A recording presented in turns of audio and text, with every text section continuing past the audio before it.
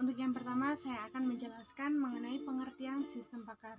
Menurut Durkheim 1994, sistem pakar adalah suatu program komputer yang dirancang untuk memodelkan kemampuan penyelesaian masalah yang dilakukan oleh seorang pakar.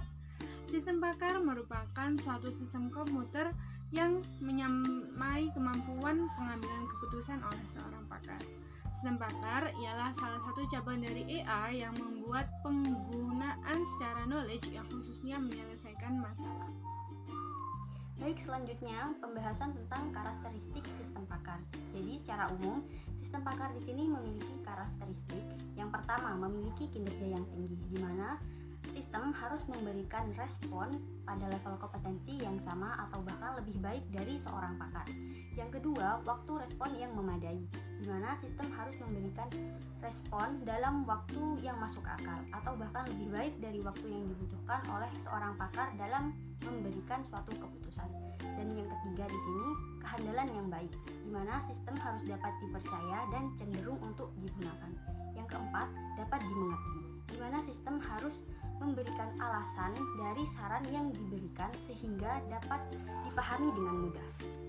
Kemudian, karakteristik yang membedakan sistem pakar dengan sistem lainnya antara lain yang pertama, terdapat banyak kemungkinan karena sistem pakar di sini ruang permasalahannya berukuran besar dan tidak pasti. Yang kedua, data kabur, di mana kondisi ketidakpastian dikarenakan data yang digunakan berupa data kabur.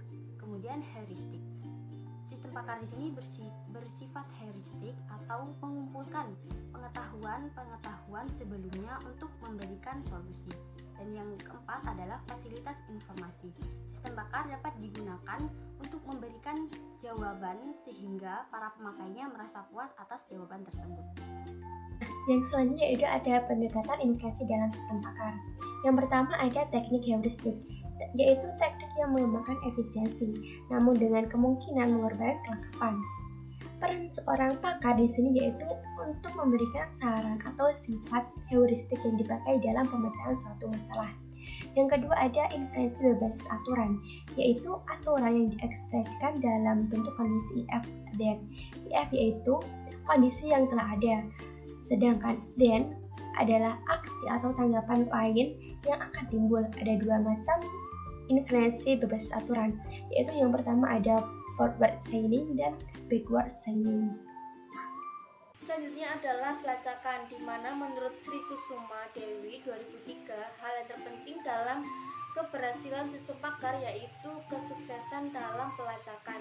Yang pertama ada breadth first search, di mana algoritma ini digunakan untuk melakukan pencarian data secara luas. Yang kedua ada DFS, yaitu algoritma yang menggunakan struktur pohon atau graf dalam berpatokan pada tingkat kedalaman data. Yang ketiga ada forward chaining. Teknik penalaran diawali dari proses pencarian fakta, kemudian menyusun hipotesis.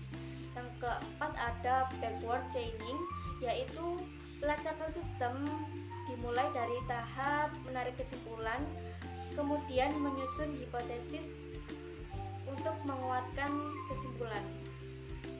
Selanjutnya adalah ketidakpastian.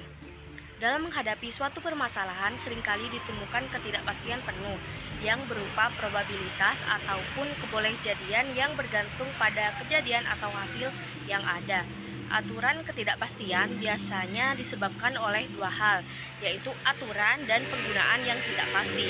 Terdapat beberapa faktor yang ada pada ketidakpastian, yang diantaranya adalah sebagai berikut. Yang pertama, penggunaan bahasa yang kurang tepat, utamanya pada translator. Yang kedua, data yang diberikan tidak tepat atau salah. Yang ketiga, terminologi tidak tepat atau salah. Yang keempat adalah kombinasi para pakar yang tidak sama, bahkan berbeda dan seringkali terjadinya error. Pemanfaatan sistem pakar dalam suatu organisasi yaitu 1. Menyimpan pengetahuan di organisasi.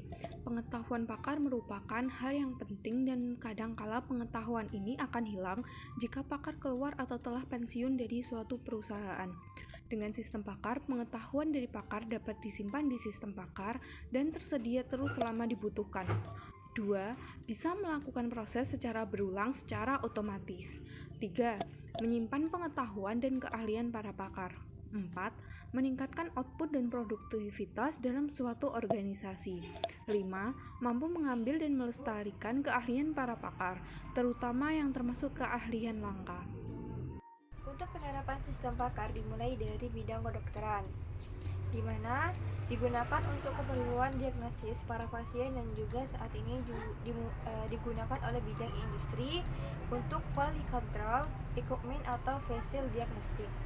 Dan di bidang manajemen atau pendidikan itu digunakan untuk penerimaan dan pemberian beasiswa kepada para mahasiswa.